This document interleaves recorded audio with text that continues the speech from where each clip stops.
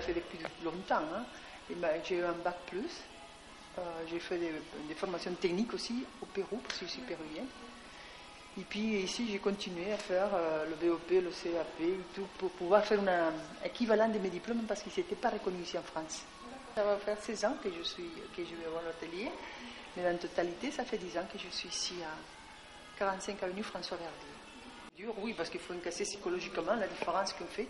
Femmes, mécaniques, étrangères, ça fait beaucoup de choses en même temps. Et petit à petit aussi. Mais je pense que c'est un métier qui peut être abordable pour n'importe quelle femme aussi. Hein. Il y en a des concessions à faire. C'est par exemple les ongles. Regardez-moi comment j'ai les ongles, les cheveux tout courts. Mais c'est un choix aussi. Parce que c'est par hygiène et pour la facilité du travail. Mais on peut le faire quand même. Hein, parce que maintenant, on n'a pas besoin de machines lourdes. On n'a pas besoin des choses spéciales. On n'a pas besoin d'avoir des yettes comme Hercule pour faire.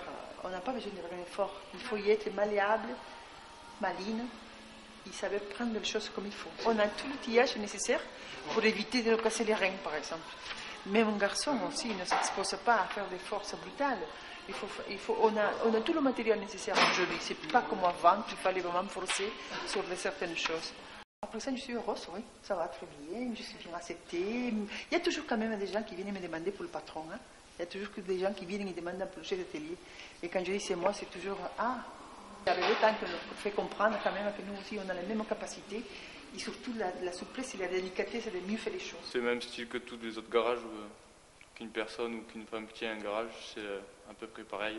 Bon, la propreté est plus rigoureuse ici. C'est un métier à la portée de tout le monde, vraiment. Je vous le dis sincèrement. Le conseil que je donnerais à ces filles qui veulent vraiment faire quelque chose de nouveau, de différent, c'est justement la mécanique, parce qu'on a besoin de beaucoup de subtilités. La mécanique, c'est délicat, c'est joli. C'est aussi savoir écouter, savoir... on a beaucoup de feeling. Ce n'est pas parce que je suis dans une combinaison ou avec les cheveux courts que je perds de ma féminité, mais c'est sûr que ce n'est pas évident en travaillant. Il faut faire des positions, des gestes durs, mais je pense qu'il y a différents domaines, dans différentes professions, il faut faire la même chose. Mais nous restons toujours femmes. Hein.